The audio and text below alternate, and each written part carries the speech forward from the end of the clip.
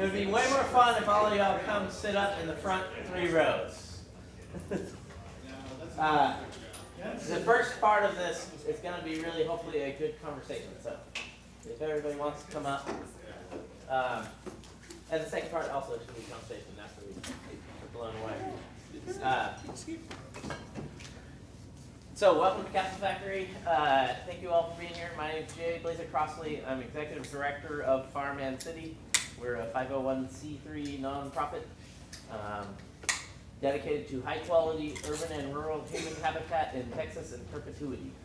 And so the idea is we think we need to learn to preserve our land and build our cities up better so that humans can keep living here forever. And I've sort of started a tradition of doing a little bit of just some of the things we've been playing with. And so I have 3 slides.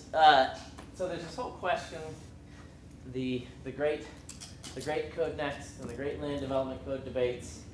And one of the things you hear is that there's no proof that adding density makes anything affordable. So it's like, wait, maybe there, is there? And so the key to these maps is that the key metric that we should all look at is median housing cost, or housing cost, which the census has this data. And the census actually mixes together estimates of how much it costs to own a home with how much it costs to rent. And so median housing cost includes everybody. Whereas everything in the media that talks about housing and affordability is talking about median home price, sale price. And we did this thing once where we looked at how many people actually are involved in a home, like the sale of a home every year. And it's less than 1% of the Austin region are involved in that transaction in a year. And so if you're worried about affordability, that metric is sort of meaningless. You know, what homes are selling for today affects less than 1% of the people of the region. But we do have from the census median housing costs, and that is what people are paying to stay in their house, wherever they are, whatever kind of home. And so these maps, the colors of the tracks, if it's red, that means it's gotten more expensive on median housing cost. And if it's green, it means it's gotten less expensive. Over from 2011 to 2017. And so just sort of recently. And it's less expensive factoring in inflation and things. And so the idea is that there's different experiences across Austin. And the whole story that it seems like there's something happening on the east side and it's harder and people are experiencing problems shows up in this data. Importantly, the east side, those places that are red on the east side are still the most affordable places in the inner city. But that it is getting more expensive there. And then the little towers are places that have experienced great change in density. Like basically those are where density is happening. And that is, there's really 2 stories of density happening in Austin. West Campus is actually the Code Next pilot program.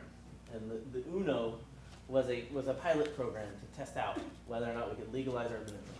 And it's been going for over a decade. And it's been wildly successful in terms of adding density. Definitely in the Austin region, it's the place that's added the most density of housing in the entire region.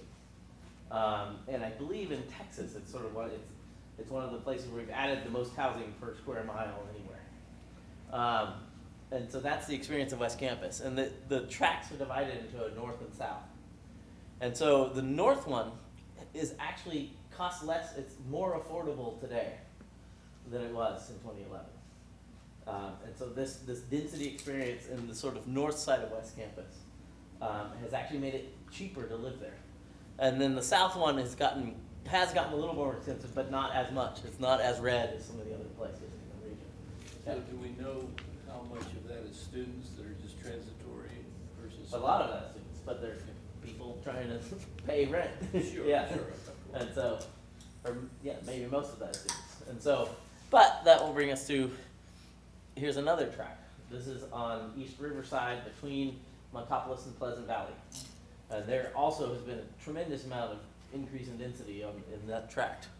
And it is more affordable today than it was then. And this is the tract that like our good friends at Defend the Hood and various people fight against any kind of developments here. But it appears that the density and developments have actually made the place more affordable.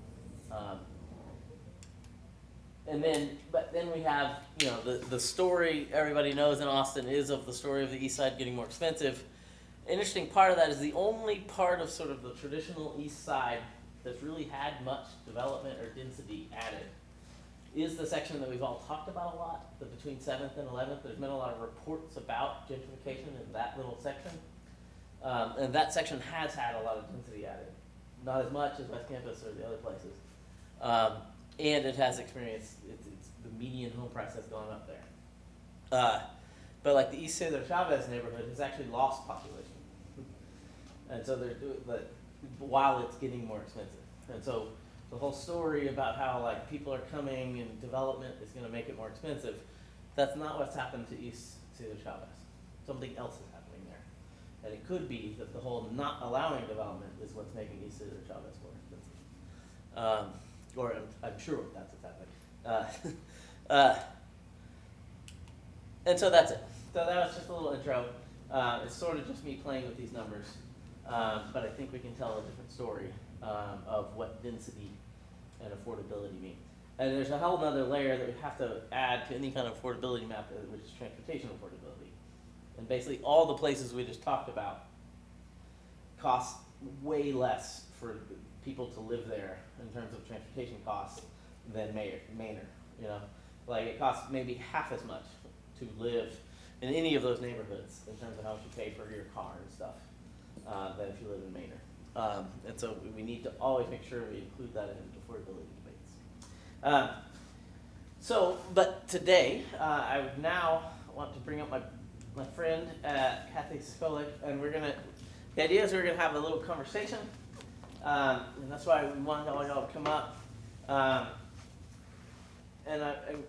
We're going to sit, because we're going to talk, and we're going to give a little bit of slides, but the idea is like,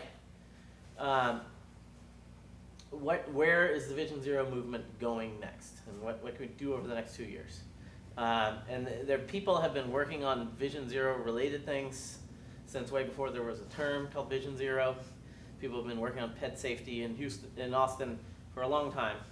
But for the last 2 years, we've had Vision Zero Texas really working hard on these things, and we've had some real successes.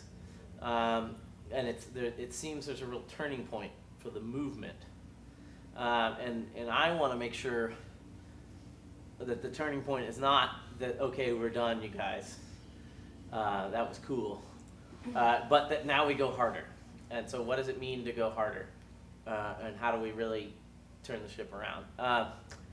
So that's a little bit of intro. Maybe, does everybody know what has happened at sort of the TxDOT and Texas Transportation Commission level on Vision Zero stuff lately? And so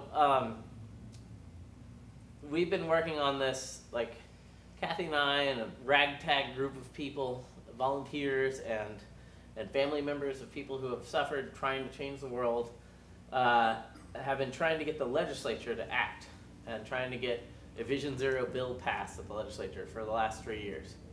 3 sessions. Well, 3 years. Okay. 2 sessions. Okay. Do we have? I wasn't But, there, but yeah. others were. But we actually so far haven't gotten the legislature to pass anything. We made a better show, and we really made a lot of relationship with the legislature and yada yada. However, at the TxDOT level and the Texas Transportation Commission level, we've made amazing inroads. And there's a much longer story about what all that happened and all the various stages of advocacy. But this picture is March of this year.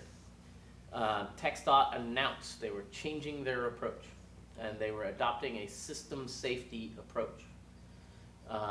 And this has meant they've set up a task force basically within TxDOT, and so every division director within TxDOT and the directors of different districts across the state are all collaborating and meeting monthly to say, what can we do to end these traffic deaths? How can we turn this whole ship around? Which is a big change to have that. And if anybody is a TxDOT nerd, 2 or 3 years ago, if you went and saw a speech by any TxDOT people, you wouldn't have seen the things you would see if you go to a speech in the next month or two, where all of the leadership of TxDOT are starting most of their public appearances talking about safety and talking about this culture of safety, and it's sort of transforming the way they think about what they're doing. And so in some ways, this step was maybe the biggest step. But then, a couple months later, we had sort of, a bunch of the activists were sort of calling on the Texas Transportation Commission, like, we want a goal, we want a Vision Zero goal to end traffic deaths across the state. And in May, they adopted a goal. And so the state of Texas now has a goal to end traffic deaths by 2050 and to cut them in half by 2035. And there are some amount in the minute order, there's some language that is interpreted by TxDOT staff to mean it's serious. And that it actually commands every division, every district, and every division to work on this together. And then, so there's the goal. And then they had a whole thing about, well, we need to put our money where our mouth is. And so in the Unified Transportation Program, which is sort of basically the 10-year spending plan for TxDOT, there was a proposal to add money to safety. It happened to be the number I had made up and had been saying for a while that seemed like a ridiculous thing that we should start saying so that 10 years later maybe change would happen, which is $300 million a year, essentially doubling the safety budget across Texas. And that last week or 2 weeks ago was voted on and made official. And so TxDOT has doubled the budget for safety, or the Texas Transportation Commission has. And then we have also had a little bit of success across the state. Last year there were 2 governments in the state of Texas, the city of Austin and the city of San Antonio, that had Vision Zero goals and Vision Zero programs, and that were officially trying to end traffic deaths. In January, the city of Laredo signed on, and then just last month, city of Houston, the 4th biggest city in the country and the biggest city in Texas, is now a Vision Zero city. And Houston is just getting started, and I hope the city of Austin will give them all of the information and ideas and help them. But we now have 4 cities in the state of Texas that are Vision Zero cities. And so to some extent, this is great success, but to some extent, we're barely started. And I guess a baseline is maybe everybody knows, but Texas leads the nation in traffic deaths, and every single day, every average day, 10 people die on Texas streets and roads, and another 50 people suffer serious injuries, terrible injuries, permanent brain damage, loss of a limb, things like that. And so every single day in Texas, 60 families go through a horrible, life-changing tragedy. And so we want to change that, and we lead the nation there. And so we could lead the nation in reducing traffic deaths. So with that happy note, I'll turn it over to my friend Kathy Scully. Yeah, what I do sucks. We're Central Texas Families for Safe Streets, and we are families that have been affected by traffic crashes. So I got involved. My nephew was hit in front of his house with by a pickup truck 3 years ago. Almost, we're a week out from 3 years, and he was 9. And he's alive, but he's severely incapacitated. He requires 24-hour care, and it's changed everything about our family. It's changed everything about who we are, and even our community. And I live in Miller. I live in the Miller neighborhood, which is supposedly one of the most new urbanist designed neighborhoods wherever. So if it can happen there, obviously it can happen almost anywhere. So that's who I am. So basically what I see in traffic safety is a paradigm shift. It's ridiculous how people act. I don't think people understand that when you get behind the wheel of a car, you're behind something that's really heavy, and you're behind something that's kind of made to kill whatever's around it and crush whatever's around it just to protect the person inside. So there really needs to be a better understanding and education about just driving, because it's such a huge responsibility.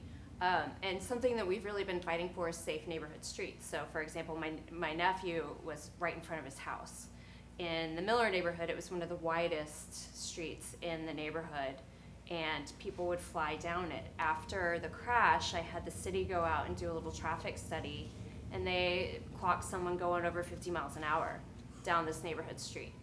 And so that has a lot to do with street design. It was very wide, and it's just a straight shot. There's no stop signs.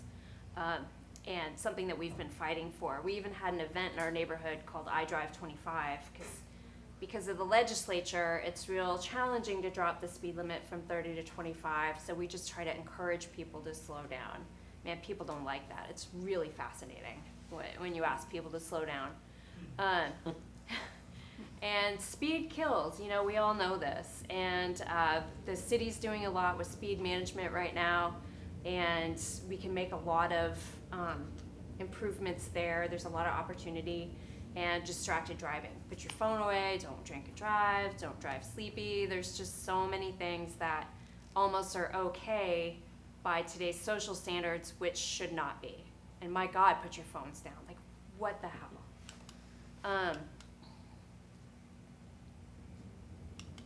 Is this the, okay. One of the more embarrassing things I did when we first moved in is I sent it. Oh, there's sound. So what we did in the Miller neighborhood, this is down the street from my house, is we did a little tactical urbanism project on New Year's Eve 2016. And these yellow things are from a little nonprofit called Better Block out of Dallas. And you build these and you just stick them in the street. You work for the city? I didn't do this. Some people. Somebody in the neighborhood did it. So a neighbor that lives right here, he did a little experiment as to how fast people went with the traffic bulb outs and without them. And obviously you could see the difference in the speeds that people went. We saw UPS trucks navigate it just fine. We saw moving trucks navigate it just fine. Nobody had any problems getting around it. I think the only thing we didn't see was a fire truck, but if a UPS truck can get around it, a fire truck can get around it.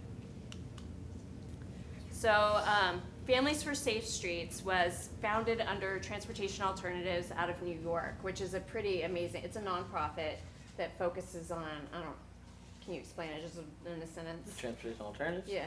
So Transportation Alternatives is one of the sort of heroes of bike and sustainable transportation advocacy. Been around for a long time fighting for safe sidewalks and biking and transit in New York. Yeah, they're really amazing. So it's families that come together. It's a peer-to-peer network. New York City has been developing their own program for years, and it's phenomenal. It's focused on the city. They provide resources to families and victims. They provide things like therapy and group meetups and stuff. It's just phenomenal what they do.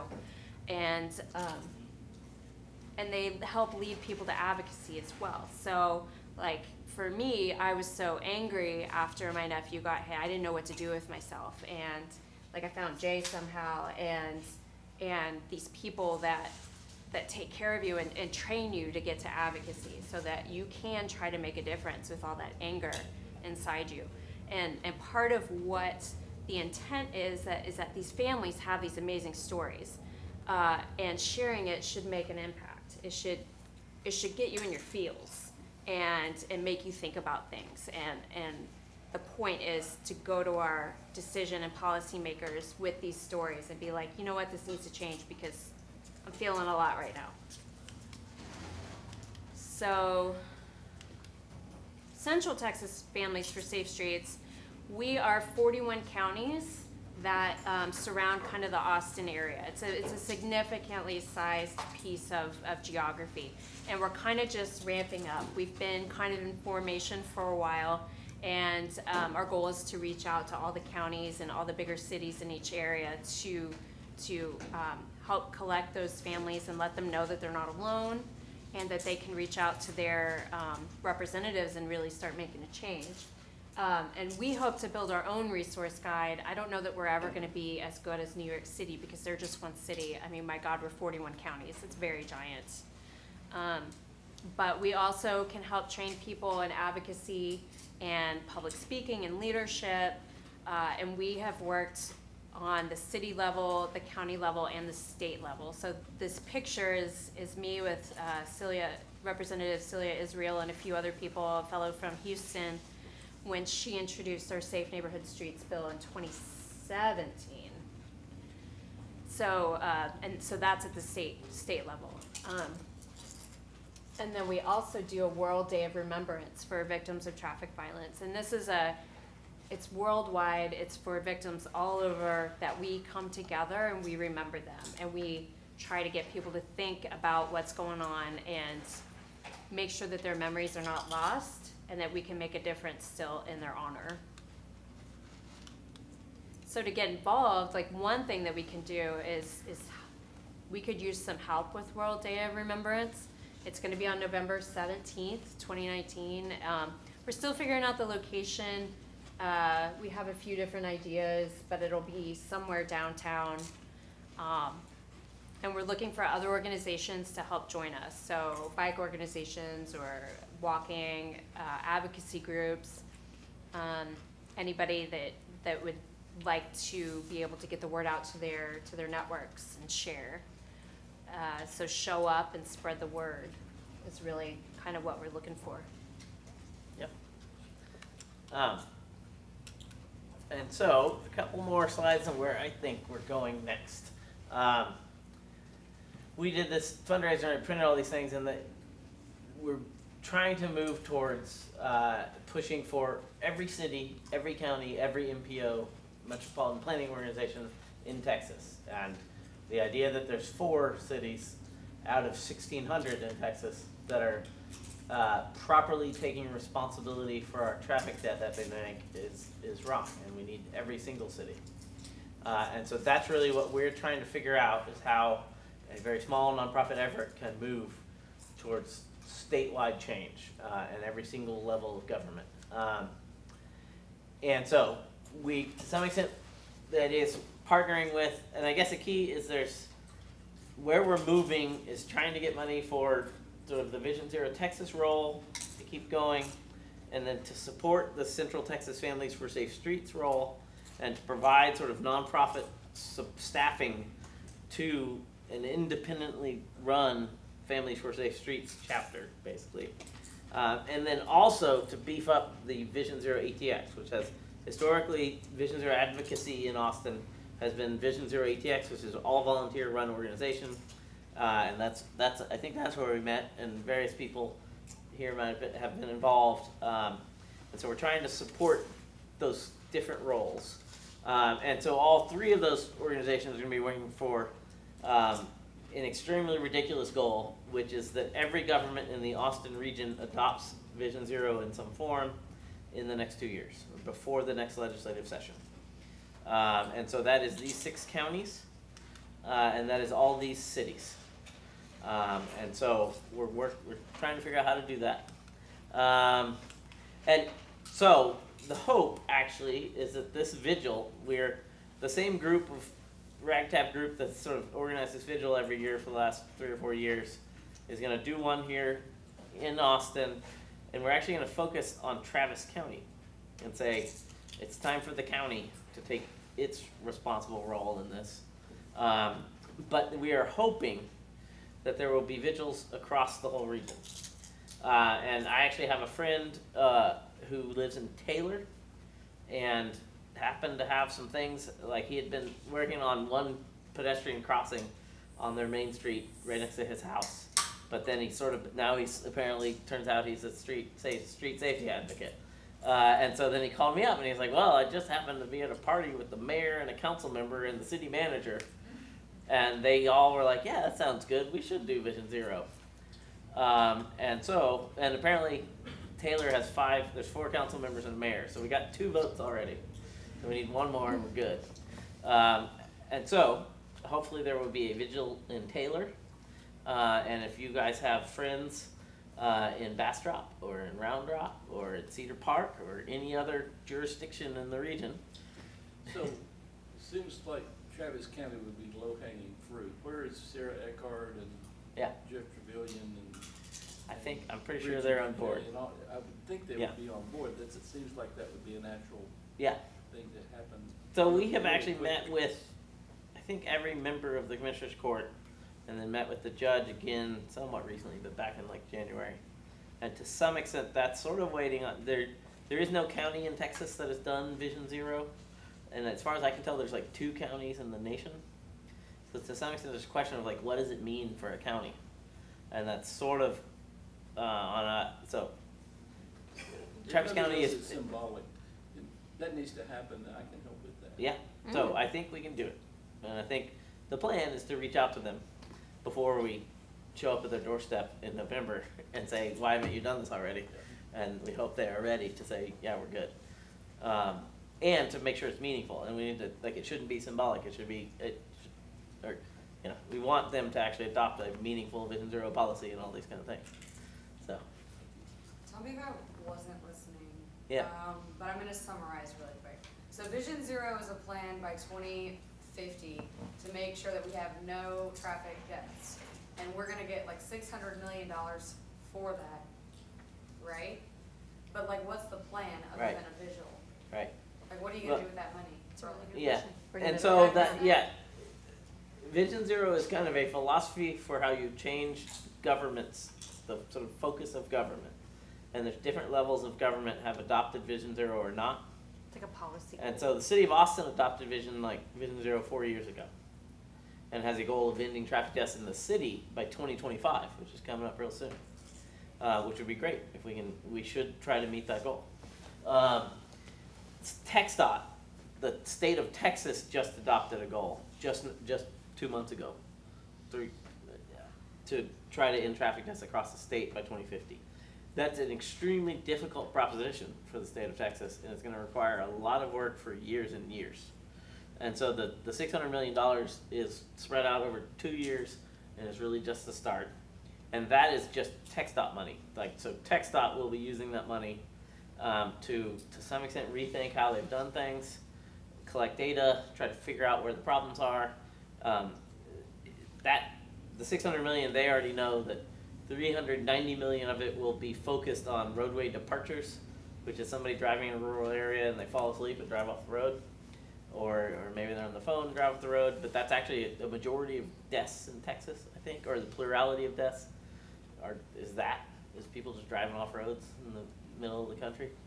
But then another chunk will focus on intersections, and so we know from the city of Austin has put the 2016 bond, put $15 million into fixing the worst intersections.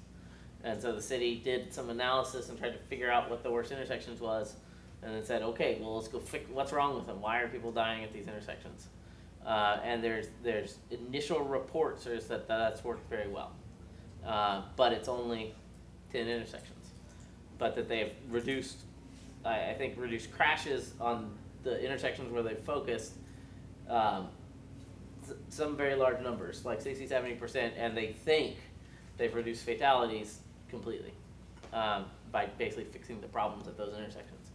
But there's thousands of other intersections, and so and then finally, just the TxDOT money. Also, there's a pot of money for pedestrian safety, and so I guess a key to, if we're gonna succeed at Vision Zero, it's a shotgun approach, not a silver bullet. It's a lot of things, and I always try to push that it's as broad as possible, and it's not just your transportation department or your public works, it's your planning department, and it's everything. The fact that the city of Austin has parking requirements for bars, and we require that if you want to build a bar, you have to build a parking lot so people can drive free to your bar and then drive home drunk. And so that causes deaths, and so that's a city policy that causes road deaths. So that part of Vision Zero needs, we need to figure out how the city can not do that. And so there's lots of other policies you could think of that contribute to deaths. And so, but it's not easy, and so It's a vigil.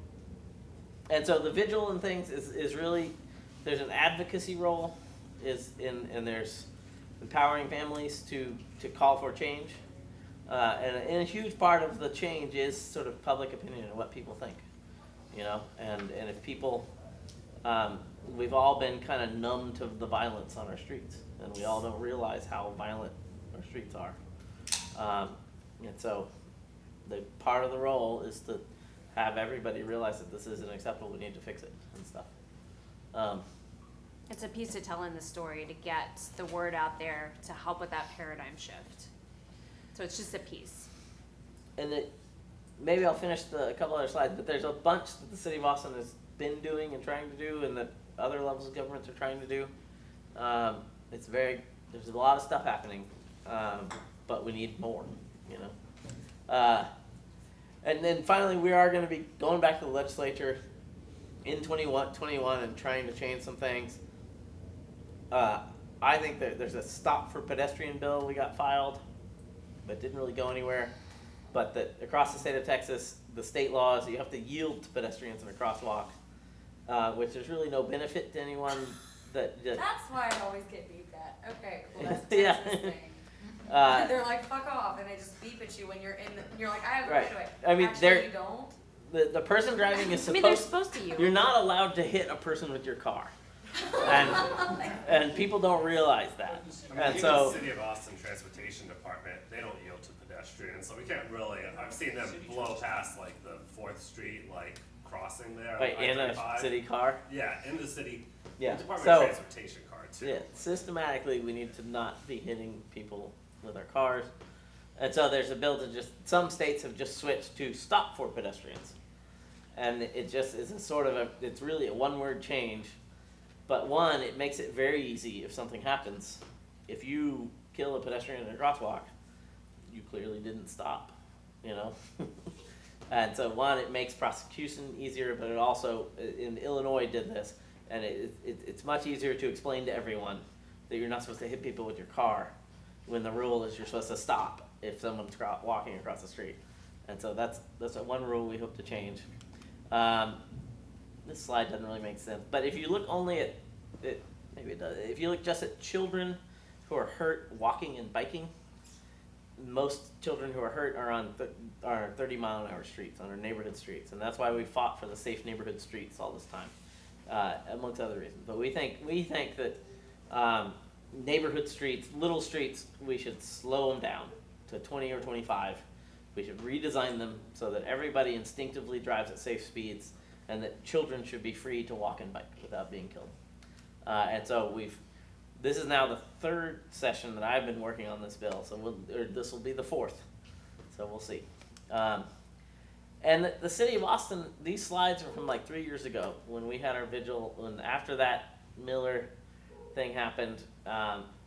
We don't have any slow zone pilots yet, so hopefully we'll get there. But the idea is we need to change the streets so that when you're driving, you don't realize you're being safe. Like that's what we want. We don't want you to realize you're actually helping. Like and you can do that by doing little neighborhood roundabouts. You can change like putting up trees. My favorite example is like 15-foot red chickens on the side of the road. Everyone slows down, and so. And we need to change speed limits, and it's going to be very difficult. Everyone's going to be mad, but we need to change our speed limits across the city and across the state. We need to change the way we think about speed limits. And so that is all where we think we're going. And we went for too long. And so, but maybe some minutes of just where do you guys think we're going? And like, what really it seems a ridiculous proposition. So what should we do? You know, how do we really change this thing in the next couple of years? It's kind of what we're thinking. And the hope is that we're building nonprofit advocacy muscle. And so we need to point that muscle at the right things, you know, and things that will really change this stuff. Yeah, and like with our Families for Safe Streets, that's 41 counties. If we have 41 counties going to their elected officials and saying, you guys gotta change this, it's gonna have a little bit more heft than us crazy hippies from Austin going to the legislature where they hate us. So that's kind of a goal there, is to kind of get our base up and get our numbers up to make change. But, yeah. So you're all signing up? You're all- Are there encouraging examples anywhere in the United States where they've gotten to Vision Zero, and if so, what do they do? There's some examples where you can, like, so the city of New York was the first Vision Zero city, and sort of did a bunch of things sort of ambitiously, and there it's very different than Texas. That most traffic deaths there were pedestrians, where more people die walking in New York City than driving, and they were able to dramatically reduce pedestrian deaths to like the lowest point in modern times. But then now maybe bike deaths are going up, and so there's some question about, you need sustained leadership, and you need to make it work through different mayors and everything. But I think sort of academically that New York really did change some things. There's other examples, like the bike example is that in Portland, I think it's sort of accepted that it was sort of proven that sort of there's safety in numbers in Portland. And that really by systematically making it sort of safe to ride a bike and encouraging everyone to ride bikes, that they've seen actually reductions in the number of people being hurt riding bikes, while dramatic increases in the number of people riding bikes. And so, so there are various examples of things that work. There's much debate here about whether or not what the city has done has worked. This year, our traffic deaths in the city of Austin are not on target towards zero. The last 3 years since the Vision Zero was adopted, deaths have gone down somewhat, have actually been on target. And as of right now, we've gone back up.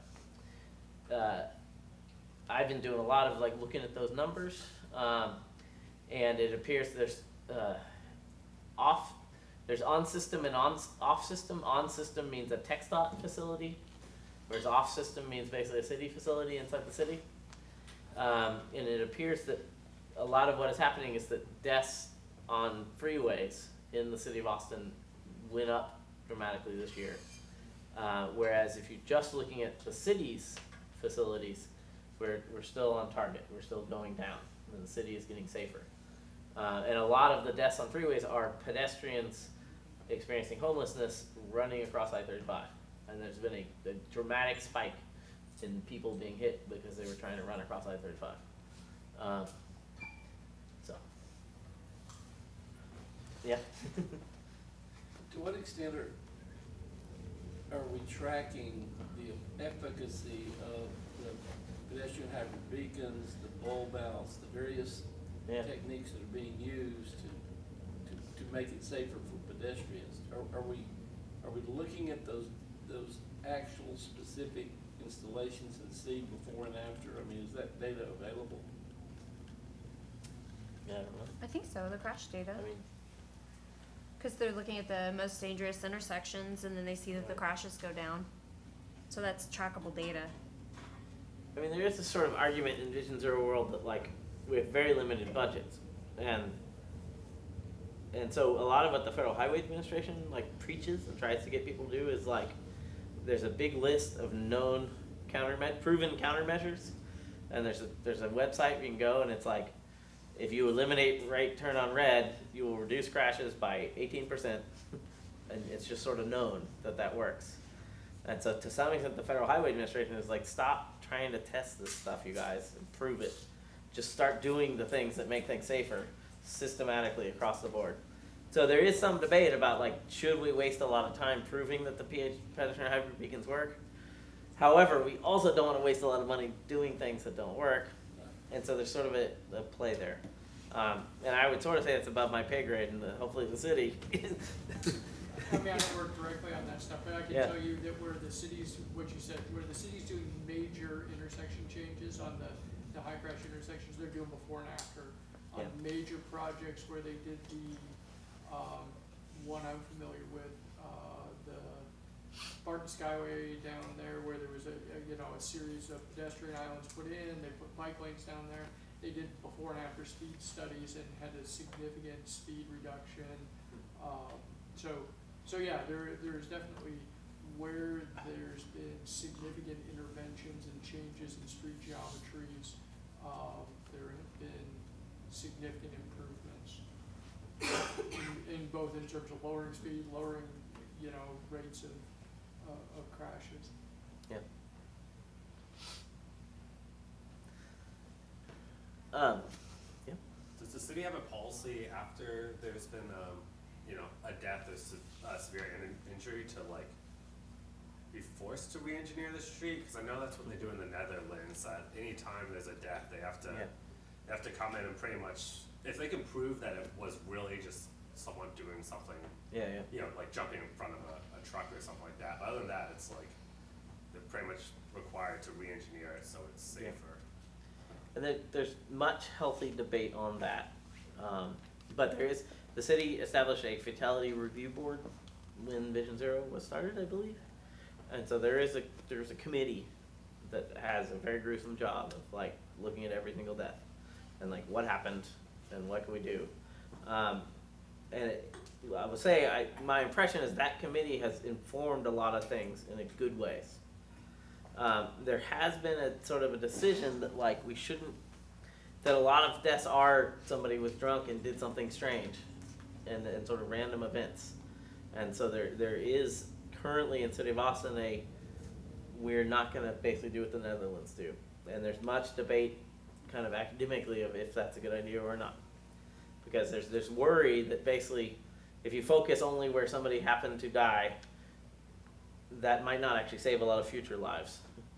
Whereas if we know that systematically eliminating slip lanes will save a lot of lives, let's just do that and spend our money on that. And so that debate is ongoing though. And I think there's room for change there. So I think that's going to evolve. Personally, it seems like that will evolve to kind of, and it's good. But the Netherlands type policy, it would be extremely difficult to implement because we have the frequency of traffic deaths is so dramatically different,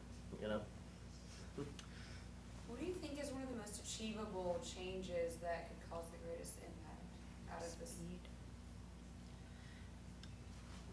Speed reduction. Yeah, I mean, I think speed, I have a slide and some other things that like all the acronyms, all the AASHTO, the American Association of State Highway Transportation Organizations, and the NACTO, and the IT, the Institute for Transportation Engineers, and the National Transportation Safety Board, all of the acronyms have been putting out reports over the last couple of years that speed is the problem, is the bigger problem than we realize, that we've made terrible mistakes, and that trying to speed up travel has cost lives. There's a Insurance Institute for Highway Safety, and it's some crazy number, but like the whole nationwide raising speed limits has caused something like 40,000 deaths. And if we hadn't done that, those people wouldn't have died. And so speed really is a big factor, and it's a big change, and it's a very difficult change. And so we've been pushing on TxDOT to really change across the state and change the way we think about speed, and at the City of Austin. And so the city, there was a memo went out, and part of the Austin Strategic Mobility Plan was that we need to do a speed management. We need to change the way we deal with speed. And so I hope we are going to start seeing some really dramatic changes. And so that will mean both actually lowering the speed limits, but also changing the design of streets so that people don't feel like they should need to drive 70 miles an hour on North Lamar. And so I think if we can systematically do that smartly, that can really change things. That's a big one.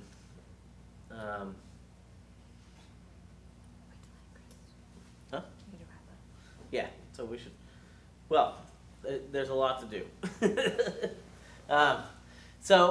The final thought is, but we should wrap up, and move on, is what do you guys wanna be involved in? You know, and what is your part?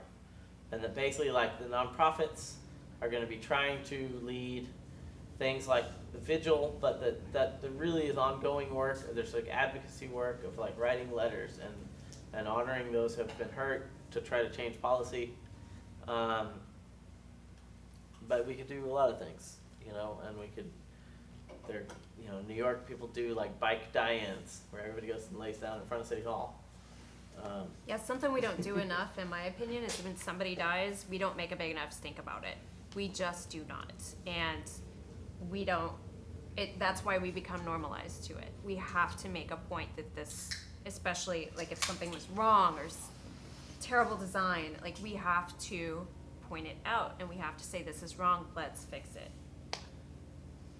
That's my opinion. So any thoughts on what people should do? Yeah.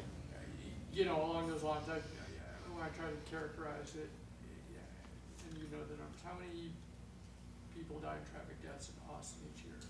Like 70, 75 or something. 75. Okay, so if we had a plane load of 75 people crash in Austin every year,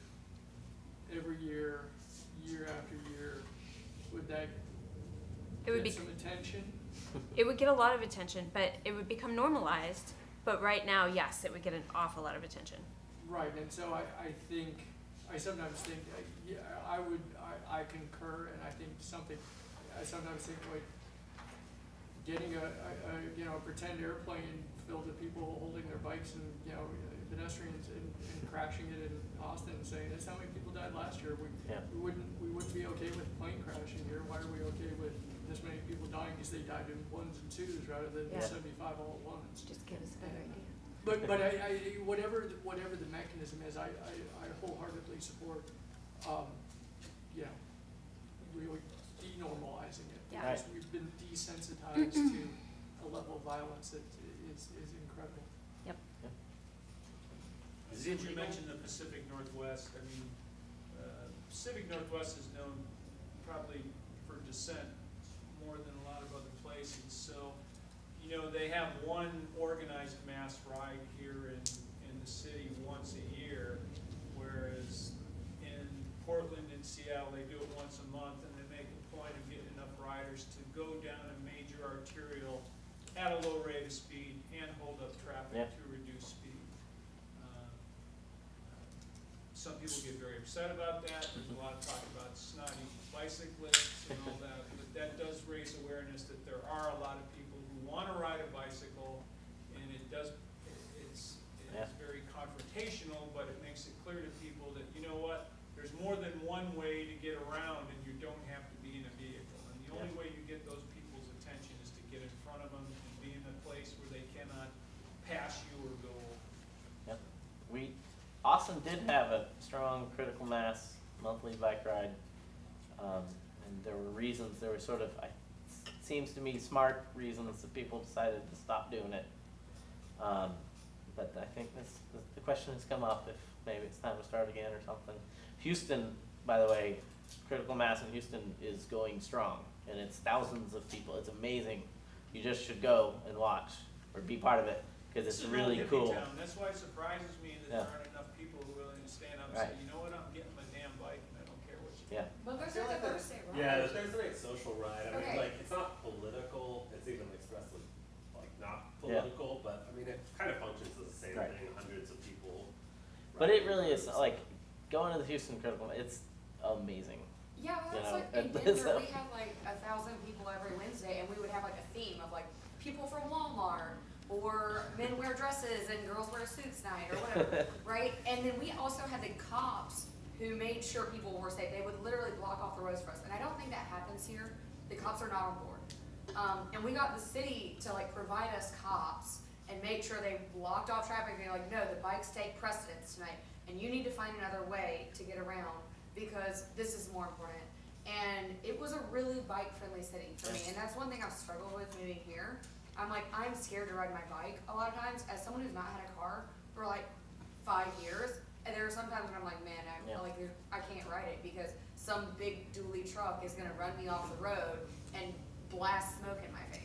Well, Whereas maybe in Denver, everyone's kind of high anyways. but also like they're used to people like having this Wednesday ride and like they know, oh, avoid this part of town because bikes are gonna be Yeah. taking over. Yeah. And it's like that critical mass thing where it's like, it would be awesome to see police like supporting something like that versus us being like, we know it's illegal, but fuck Right. it, we're gonna get in the road anyways. Yeah. Right, like having that government backing would be awesome. Well, maybe that's a good note, that like, part of the Vision Zero movement is basically desperately trying to make sure everyone understands how terrible it is. But part of it needs to be fun, and we also need ciclovías, and we need bike rides, and we need fun things of safely using our streets together in fun ways. So, you have a final thought? Well, just responding to Yeah. the thought about the police, my experience is that the Austin Transportation Department supports the idea that at any crossing intersection in Texas, the pedestrian has the right of way, period. Whereas the police department believes that that's true if it's a crossing intersection, but not at a T intersection. And it's a disagreement between the Austin Transportation Department and the Austin Police Department. Yeah. And my question is whether or not there's been any change. I mean, your point about the legislation, stop for pedestrians, Yeah. period, maybe that's a kind of an end around Yeah. way of dealing with that issue, because then the police perhaps would Right. defend that idea. The legislature's But hard. has there been any change in that philosophy? That, I don't know. Yeah, I don't know. thank you. I would say Austin Police Department works better with Austin Transportation Department on Vision Zero than probably any other police department in Texas does, but there's room for improvement always, Thank you. but on that particular one.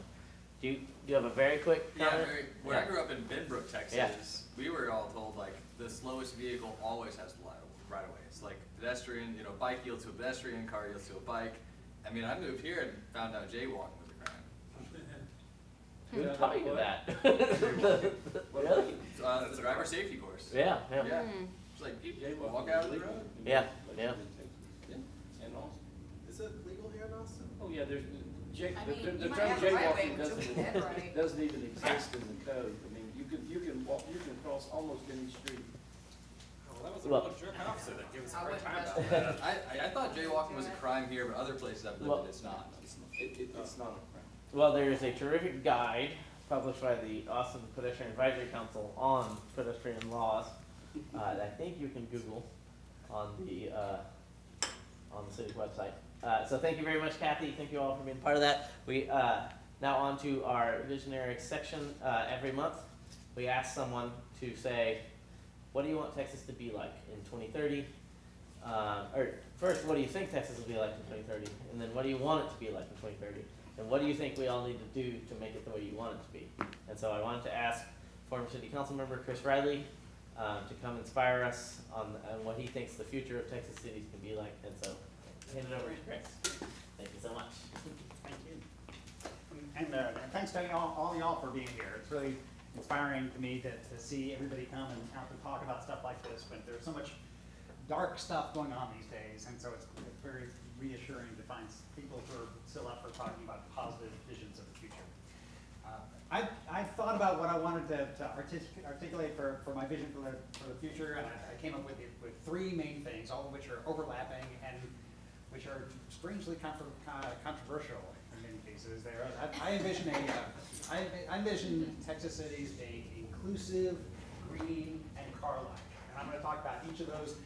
And I'm going to start with I know this is a little changing the order up a little bit. I want to start with what I would like to see us be in 20 years or so, starting with inclusive. When I think of Austin, for example, some years from now, I like to envision Austin being a very inclusive city, as we used to be known, and less so today. And that means a city that has, primarily, the biggest thing is there's plenty of housing to go around. Lots of housing for everybody, multiple housing options that they can afford. That would include all sorts of housing, including, yes, single-family homes, or the big apartment complexes if you want them, but all sorts of flavors in between, from from duplexes and triplexes up to courtyard apartments, all the things we call missing middle. Like, it wouldn't be cool if we had a whole range of options to choose from at reasonable prices. Just having a ton of housing like that would be awesome for everybody.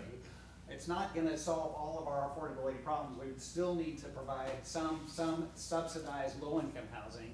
And so I would envision us really ramping up that affordable housing program in the future. And we've been on track doing a pretty good job at that, but we ought to be doing it more in the future. And we'll know what Austin has gotten serious when we start seeing things like this. This is these are all city libraries that have affordable housing on top. In Austin, these are not in Austin. These are mostly Chicago. I think one's California. In Austin, we still have, we have lots of branch libraries, and they're typically in the most walkable parts of the neighborhood. And in almost every case, it is a single-story, single-use building surrounded by tons of surface parking. In exactly the place where you want to encourage walkability and housing and all that sort of thing. So we'll know we've gotten serious when we start seeing things like this in Austin. So wouldn't that be cool if we had that? And secondly, green. Now this is kind of that can mean most anything. And one obvious thing is that it's not coal power plants or fuel. No, the future would look more like this, with lots of solar and that ought to be where we're getting the bulk of our power. So when we think about Austin in the future, it'd be fun to think about picture us having really green power. It would also be nice to see, like, literally more green all through the city, and green walls and street trees and everything. And one thing that this brings up is that it's not enough just to have green parks. We're very proud of our parks in Austin. We've got some awesome parks, but that's really not what my vision would be for the future. You shouldn't have to endure a hellscape in order to get to Barton Springs. There ought to be nicer places, nicer ways to get to them. And to bolster this argument, I'm going to bring in Frederick Lau Olmsted, just to add some credibility to the argument about what we should be expecting in terms of greening and extending beyond parks. Frederick Olmsted is famous for having been responsible, having designed Central Park in New York. But there's an interesting story about another park he did around the same time, and this is Prospect Park in Brooklyn, just across the river, circled there in red. But one thing that's interesting about it is that he went a little further than he did with Central Park. The part of the vision with Prospect Park is that he wanted it to extend out with fingers across the city with these new things that he called parkways, and that's where the word parkways comes from. You have Eastern Parkway going out to the west, you have Ocean Parkway going all the way down to Coney Island. And the idea was that you could experience the street in the same way that you would experience a park, and it would kind of introduce you to it, and it could be something you'd experience on a daily basis as part of your life in the city. Olmsted thought that this was very important because he really believed the city has some very negative effects on the human psyche. It tends to make us cold and inhumane to each other. Just something about being busy people going about a business, it can harden us. And we need these green spaces to kind of bring out the best in our nature, to be kinder and softer people, that had really very important effects that ameliorate the problems that we would otherwise have with city life. And so these parkways, which are still there, they were really embraced a lot and became very historic. Now this image is from shows the country's first bike path. In 1894, this is the first bike lane in America. It appeared on Ocean Parkway, and it was a fulfillment of Olmsted's vision that you ought to be able to have something that is a park-like experience, even if it's not in a park. It should be in a street that you might experience, say, on your way to the park, something that might invite you into the park or put you in a park-like frame of mind. Wouldn't it be cool if we had that sort of thing? This is Ocean Parkway today. It still has a good bike lane. It's not all entirely in that good a shape for the whole distance, but it's still a nice parkway, and you can still ride it all the way down from Prospect Park to Coney Island. And I think it would be cool if in Austin we had that same sort of thing. Lots of cool greenness, not just in parks, but in our streets as well. And that brings me to the third point, which is that Austin really ought to be car-like. Now this is, in a lot of ways you could say, well, that's just the same as being green, and in some respects it is, but it's worth focusing on being car light just because our cities, especially in Texas, were so fundamentally shaped by the car, by subservience to the car. Especially in Austin, where the bulk of our growth has happened since World War II, and that means, by law, that development took shape in a way that was oriented principally to serve the car and not necessarily to be inviting places for people. So we really ought to be aspiring to be places like this, with places where it's a street is a pleasant place to walk around, or we ought to be seeing more people on transit with maybe rail or high-speed buses, or well, here more dedicated busways. Just a lot of other ways to get around, and of course biking. Wouldn't it be neat if the future, if that's the kind of future we had in Austin with that sort of way to get around it? Because otherwise, it's just physically not going to work. If we really are accommodating all this growth right in the city, really ramping up the density, just as a matter of geometry, you're not going to be able to have everybody moving around in their own single electric vehicle. It just doesn't work, and that doesn't work today. But already with what we are, we're just jammed up together, and the streets are clogged, and nobody can get anywhere, and people get mad and frustrated. There ought to be other ways of getting around, and that's what Austin could be. That's the way I like to think about it. So let's now talk about how we're doing on all these things. Where are we now, and are we pointed in the right direction? Are we on track towards being inclusive? And that's been the subject of some discussion lately, as you might have noticed. But let's just give this a little context. This is the basic problem we've got. The green line at the bottom shows you Austin median income. That's where our median income has been since 2006. Pretty flat, hasn't really been growing. Meanwhile, both the median rent and the home price have been climbing up. Now, if you project that out, Austin is not going to continue to be a very inclusive place if incomes just aren't keeping up with housing prices. Because we're just going to become an enclave for the wealthy.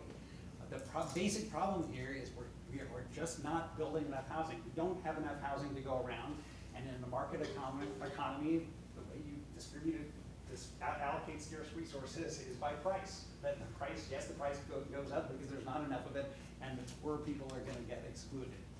And that is directly related to our land development code here in Austin. This chart shows annual housing permits units per 1,000 residents. How have we been doing? And you can see all these big peaks and valleys. Remember all the older folks among you might remember all the economic cycles, the huge swings in the cycle that we used to have, until there's a strange break in the pattern. You see, what is it that could possibly have caused that break in the pattern sometime in the mid-'80s? Anybody want to take a guess? Parking requirements. New land development code. Our current land development code was adopted in 1984, and sure enough, after that, we managed to straight jacket the whole development process, and we no longer see those sorts of swings. We certainly don't see the large increases at the peak of the cycle, because we just aren't able. You're just not able to get things done under the new code that you were in the old ones. We're just not churning out enough housing, and prices just keep going up.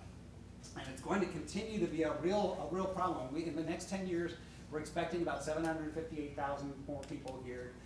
We're expecting, under the current code, we're expecting to build about 91,000 units, which means about 192,000 people. And so in other words, with the current code, we can expect to accommodate about 25% of our growth within the city of Austin, 1/4 of the growth. Now, you might say, well, maybe people are choosing to move to Buda and Hutto and Kyle because that's where they'd rather be. I don't really think that's the case. I think an awful lot of people moving to the Austin region would like to be in Austin, but they just can't afford it because we don't have enough housing to meet that growth. That is not being very inclusive. If we were really trying to be inclusive, we would be accommodating a much greater share of regional growth within the city. And instead, what we're seeing is the opposite. We're seeing that the share of the city of Austin's share of regional growth has been declining. You can see we're, like other Texas cities, we're continuing to sprawl outward. Actually, the San Antonio oddly is getting slightly more dense, but other cities are not. Houston is definitely not. It's way to density. This is just between 2000 and 2010. Houston got much sprawlier. We are sort of maintaining more or less the same weighted density as we had in 2010, but getting a little bit worse. The thing is, you do see a lot of high-rises going up in the central city, and so that is good, that is more density, that does tend to push density upward, but that's just the visible growth. The vast majority of growth we're getting is on the periphery, and that tends to offset the growth in the middle.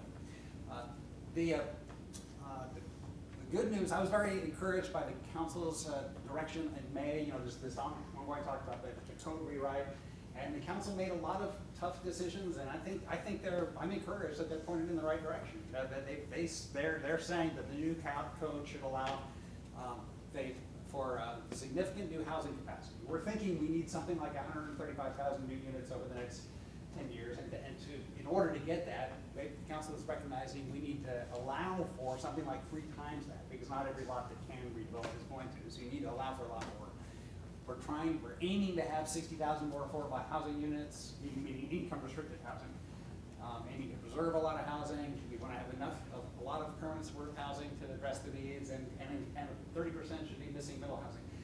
I don't know whether we're going to get there. The conversation is still ongoing on that, but I think the current council gets it. I think that it's a hard, very controversial subject to talk about, but I'm encouraged that we're pointed in the right direction on that, and I'm hopeful that we'll get something passed that will move us in the direction of all these goals.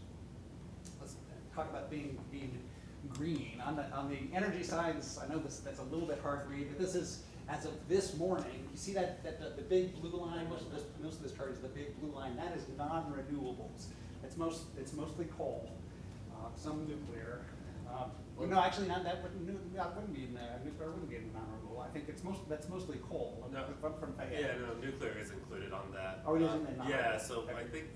I think we're up to 85% with nuclear or 65%, and 2027 we're gonna hit 85% with So nuclear. we're getting there. But Yeah. right as of today, it's still mostly non-renewable stuff. So when it's great that you're driving your electric car, or electric bike, or whatever, but it's still mostly coming from carbon-based sources. We do have goals to do a lot better. The goal is by 2027 to get up to 65% of renewables, and the city is currently studying more ambitious goals. So hoping to get they've been directed to look at getting to 80% renewable by 2027 and 100% by 2035. And I'm actually pretty optimistic that conversations like this are going to be getting a lot more traction. I remember a time when Austin Energy was saying it was just impossible to get anywhere near any of these. They would never even agree to they would say it's impossible to get anywhere near 65%. But things get a little better over time, and as more and more people have become concerned about climate change, I think we're going to start seeing more receptiveness to it, and we're going to be doing better and better on the energy generation front. And again, this didn't show up that well, but this shows where our carbon, our greenhouse gases are coming from. The big blue chunk is energy generation. The orange is transportation, and that brings us back to the transportation issue. We've got to do something about our dependence on cars, because that is a very big part of the greenhouse gas problem. We're not going to be green as long as 74% of us are driving along to work. Remember all the discussion about Olmsted and what he wanted to see with the big streets? I'm hopeful that the work on our You said Homestead? Frederick Law Olmsted. Yeah, the Central Park guy, Right. from Prospect Park. It's a little hard to picture Lamar Boulevard or Burnett Road being anything like one of those parkways. But actually, when you think about it, that corridor program is really aspiring to do something like that. And every landscape architect working through those programs is aware of Homestead and is going to be drawing in street trees and trying to make it a pleasant place. The goal of our corridor mobility program should be not just to move traffic quickly, it should be to make our corridors appealing places where you would want to be. And that's the only way this whole concept is going to work. The only way people are going to want to live on our corridors is if they're pleasant places. No one's going to want to live on Burnt Road in its current form, or not that many people are going to want to live on roads like that in their current form. If they're appealing places, then more people will want to live there. And I think what I've seen out of the corridor program is encouraging. I think generally our corridors will be greener places. They may not all be kind of parkways we want to see, but there will be more, I'm hoping there'll be more appealing places. And that is all still kind of in the works. You see on this chart, we're still kind of in the design phase from the 2016 mobility bond. So it'll be a few years before we really start seeing that in action. But I'm hopeful about it. I'm hopeful that someday Lamar Boulevard and other corridors might actually be the kind of place where you want to take a stroll, where you will see people taking a stroll or riding you know, pulling your kid in a bike, in a cargo bike, or you know, just making pleasant places for people who aren't in cars. I'm hopeful that we're on track in getting there. And then the question is, what about actually making it safe for those modes and places where people are going to be less dependent on cars? The story on this is a little discouraging so far. I know, again, I made the text too small on this, but this is the share of Austin commuters driving to work alone from 2006 to 2017. 2006 was the year that Al Gore put out An Inconvenient Truth. That's the year people really started talking about climate change, and you'd like to think people started really taking that to heart and started conducting themselves differently. Well, not so much. In fact, even in recent years, you know, the whole time if you look at the years I was on council, the share of people driving to work alone increased from 70, you know, where it's been holding pretty steadily, right at about 74% for some years now. So that's a little depressing that we don't really seem to be pointed in a positive direction on this. When you look, this chart shows breaks down okay, for everybody who's not driving to work alone, what have they been doing since 2006? The top number is carpooling. Carpooling has been on the decline for a long time. It's kind of going down. The next one down is is actually working at home. Working at home is going up. That's continuing to go up. So I guess that's good in a way. And everything else is pretty flat or depressing, and that includes public transportation, biking, and walking.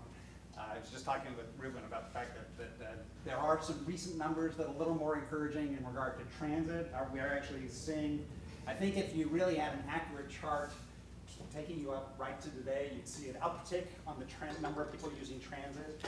But otherwise, it's been a little bleak. We haven't seen much change so far. And yet, I still am actually hopeful, and it's because of this, largely because of, well, several plans. The latest thing was this Austin Strategic Mobility Plan the council just adopted in April. The chart on the left shows what the breakdown of how people are getting around today. And this big 74% is driving alone. And the right shows where we're aiming to be in 2039. And that's a 50-50 mode split, meaning we hope to get that 74% down to 50%. And the others, we're at 16% transit, 14% telework, 11% carpooling, and then at 5% biking and 4% walking. Now these, I actually think we ought to be able to get there, even in spite of those graphs we just saw, because there are some very promising things on the horizon. Austin actually has some great plans on the books. I'm very excited about our bicycle master plan, which was adopted in 2014, and it envisions a really great all ages and abilities network that would enable people to get most anywhere they wanted to be. And by the way, that network would work very well for people on scooters or scooter-like devices, in addition to people on bikes. It's unclear how we're doing at implementing that 2014 plan.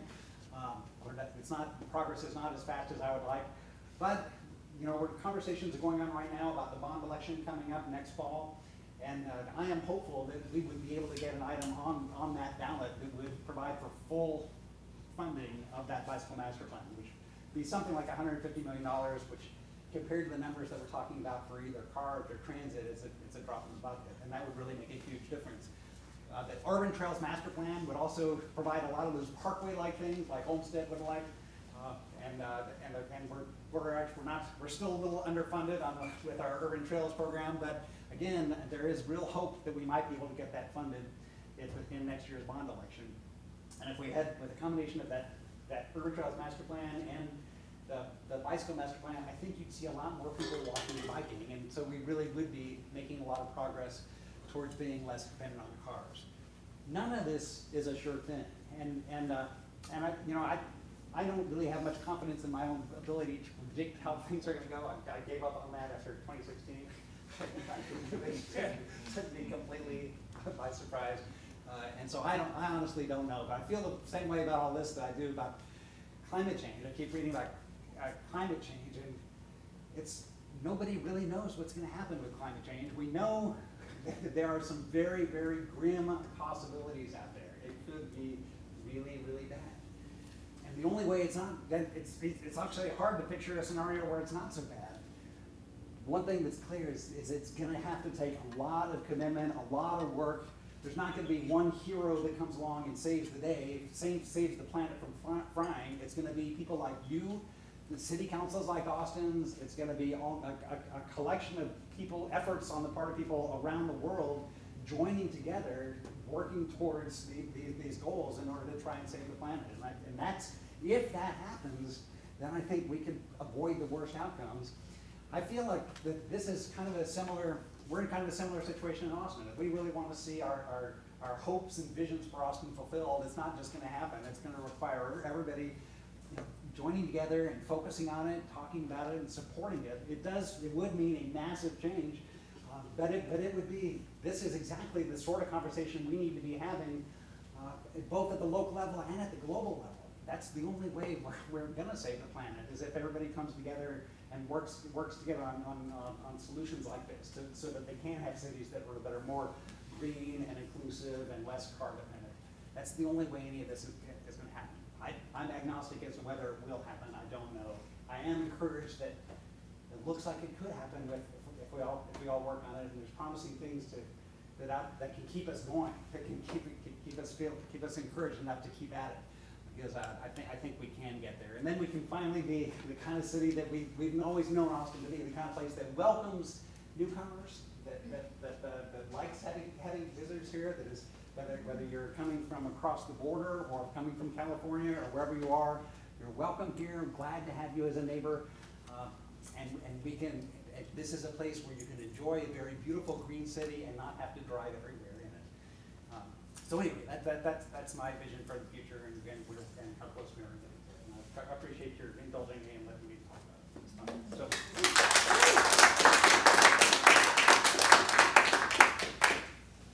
Well, thanks so much, Chris. And sorry, I very quickly wanted to get you going because I knew it would be awesome. And so, amazing intro. And so, thank you for being awesome. And so we have like a couple minutes. Do you want to do some questions? Anybody have amazing questions? Anybody? This is stuff that everybody here already knows all this. It's already all done for it. So give me, I'm sure, learn a lot more from you. I think it's great. I guess just based on your experience being on council, I mean, do you think there's any appetite, you know, for taking away some car lanes? Like, you know, MLK, man, it's pretty much, it's very sparse after you get, you know, go past the airport. We could just put so much dense housing there. That would be a BRT ride, a 20-minute walk away. There are some good plans. There is a good corridor plan for, MLK, which turns into 969. There is a good plan for that. I'm hopeful about it. The whole issue about taking away car lanes is one that our previous mayor was dead set against that, like very vehemently opposed to ever taking away a car lane. Our current mayor has some things he said that made me wonder about whether he's on the same page as the previous one. But now, from what I'm hearing from him and both Randy Clark is they're not ruling out the possibility of taking away some through car lanes. I think there is a reasonable point to be made that we're still going to have, whatever we do with high capacity transit, we're still going to have some buses. You're still going to need some through lanes. You can't be taking away a bunch of through lanes. Y'all know the comment that I'm talking about there. One of the things that keeps repeating is with the transit election for next year, we're not going to be taking away through lanes. We're going to aim to not take away any through lanes. I don't see how we solve all the problems we've got if we stick to a hard rule of never taking away through lanes for cars. I think we've got to. A lot of the progress we've made on bike facilities has been the easiest stuff, which does not actually eat into roadway capacity. I mean, people have thought that it did, but really, it hasn't really. We haven't really had those tough decisions to make with roads, because the rare cases in which we've actually taken away lanes, it's been because there wasn't enough wasn't enough car traffic on the road. They didn't need that space. The harder stuff will come when, say a road is already jammed. You know, as somebody who hasn't owned a car for a long time, it makes sense to me that if a road is jammed with cars, then the next step up is to take one of those lanes and do something different that will allow more people to move through there. That's the only way you're going to get a higher volume, because otherwise you can't cram more people in more single occupant cars. It's just not going to work. And that's a tough political. I don't really see Austin being there yet. That's the biggest single concern about whether we're going to make the progress we need to. I guess we'll find that out in the conversation about the transit election next year, but how willing we are to take away car lanes. Well, just keep in mind, if we build the orange line and the blue line all the way out, about 4% of the Austin population will be able to walk to a stop. 96% of the population will be unable to use the blue and the orange lines. And we need their votes. Okay. Now, the one argument I've heard about why shouldn't we take away about not building, going above grade or below grade to allow not take away car lanes is, if we do that, it'll cost more. But the people who are going to pay for this, who are going to vote yes in the bond election, okay, they're the car drivers. And I think you could probably get them to vote yes to pay for a grade separated system purely on the basis that it would keep the car lanes if they spent the extra money. That is, So only 40,000 people, 4% on that entire Lamar quarter, because they got. well, that's the estimated ridership, by the way. Yeah. Oh, yeah, ridership. Okay, I was gonna say, Well, in terms of people that live close to there. If you look at current population densities, it may grow later. Yeah, But because I mean, initially, Riverside. if we build out the full Project Connect system, about 4% of the population would find it accessible. There is talk about doing grade separation of subway, third party downtown. I don't know. It would be cool to see, and it is. They build all these overpasses, it doesn't Yeah. seem that expensive to go up one level. Yeah. Yeah, you can't put it up one level going down Guadalupe. The Hyde Park Neighborhood Association already is gonna hate it, even if it was.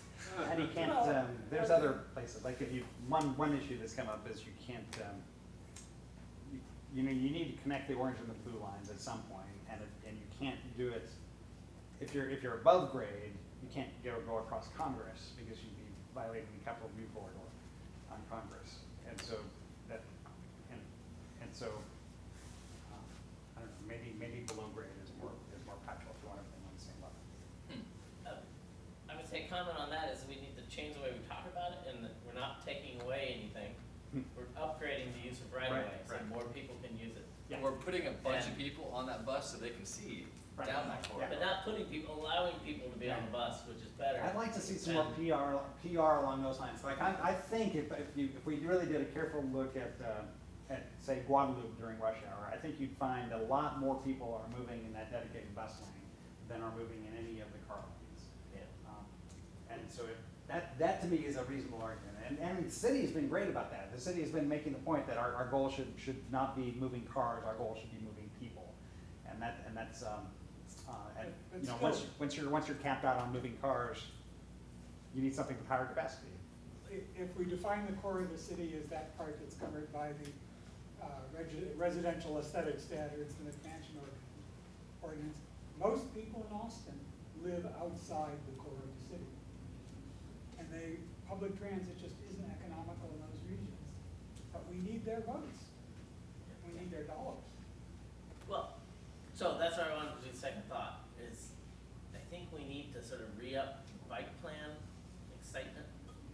And can you, what is you're in an elevator with a person who does not care about the bike plan. What's the language? How do you say we really need to do this, we need to go faster on the bike plan? The bike plan is an opportunity to provide an easy way for people to make short trips. And it's not for the guys you see out there in Hispanics right now. It's for the moms and dads who are going to the grocery store, taking their kids to school. About half the trips out there nationally, about half the trips are trips of 3 miles or less.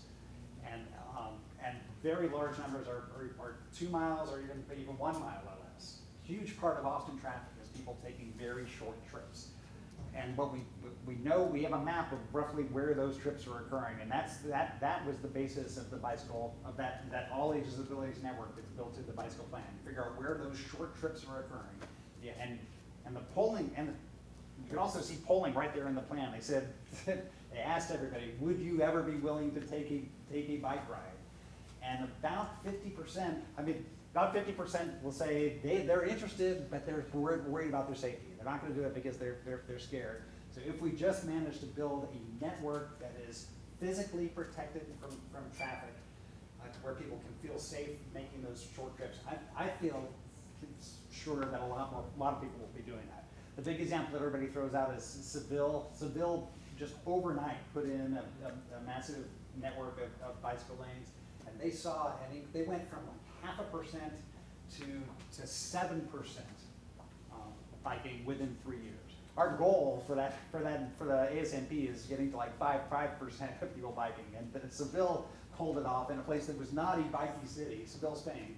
They pulled it off recently just by getting a safe network in place. People, and there's every reason to think people will do it, and that means fewer cars on the road, competing for limited space on the road. That means just a lot more people getting around in a more sustainable way. And we're seeing more and more cities doing that. The biking has been exploding in New York and London and all sorts of other major cities, and Austin really needs to join the ranks of those who are making that kind of progress. Yeah, people know that Amsterdam, the Dutch as bicyclists.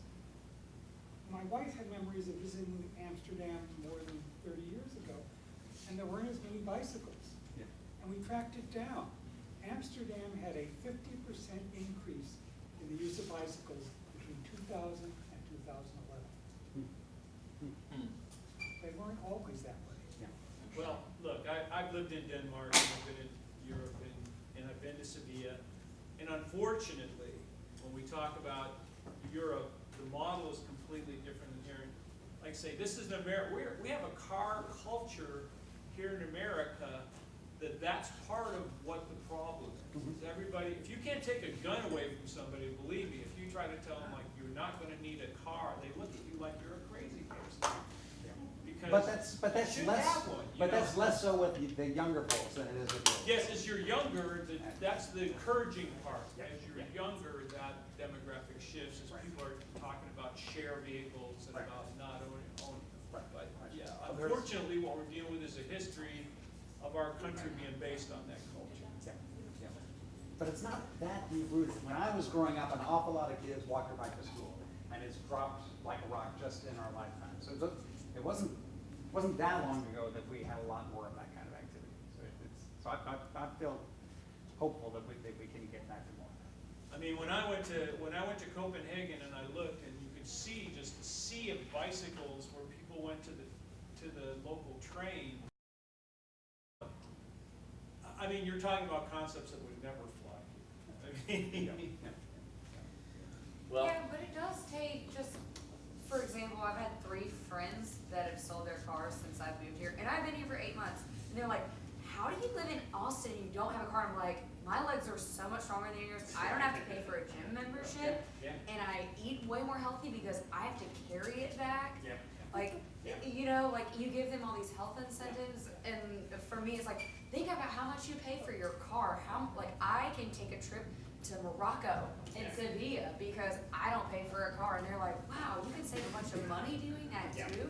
Like, there's health incentives. There's financial incentives. Yeah, and I find the same thing, I'm never, ever tempted to own a car. It's not I never- like you're- I don't see myself you're an ever asshole for owning having a car again, cars, but like- but it's, one reason it's so easy for me is that I live downtown, and everything is, it's much easier to get by without a car. I think one problem is that so much of the growth, with 75% of our growth happening outside the city in areas that are generally not very conducive to walking or biking. Where it's gonna be an uphill battle trying to encourage people to drop their cars in those sorts of settings. So really it comes back to getting more housing in the kinds of locations where that sort of lifestyle will be a real option. Yeah. Or like build out like we did in Miller, where it's like that place, Right. you go there, and Yeah. with those protected bike lanes, you see people of all ages. I volunteer with elementary school, and we bike Yeah. bike straight there pretty much because like, for 9-year-olds, that's so much safer than Yeah. anywhere else in that neighborhood. Yeah, and it's working. Suppose that everybody kept the same number of cars, but they all drove half as much mileage. Yeah. Well, thank you so much, Chris. This was really great and inspiring, and thank you all for being here. And we'll see you again next month. Thank you. Same time, the first Thursday of the month, right back here. Thanks so much. Thank you. That was great. Oh, thank you. And now, I wanted to officially end. Now you're allowed to talk.